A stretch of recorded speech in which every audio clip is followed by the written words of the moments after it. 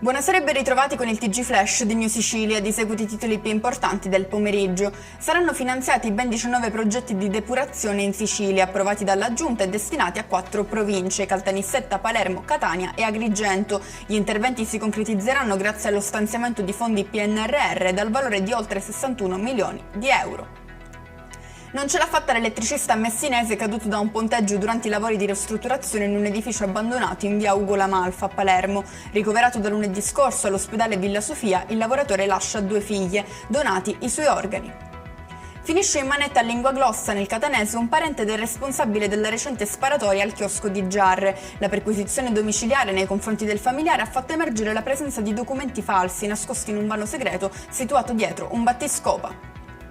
Ci spostiamo a Stromboli e precisamente a Ginostra, dove un guasto alla centrale Enel sta mettendo a dura prova abitanti e turisti. Da 12 ore privi di energia elettrica, si attende l'arrivo dei tecnici che però, vista l'interruzione dei collegamenti per le condizioni meteo marino avverse, potrebbe tardare. Chiudiamo con il meteo. Rimane instabile il tempo in Sicilia, ancora una volta divisa tra sole e rovesci. Probabili piogge si abbatteranno a Messina e a Palermo. La protezione civile non ha diramato comunque nessuna allerta meteo per domani. E con questo è tutto, prossimo appuntamento domani alle 13:30, grazie per averci seguito, arrivederci.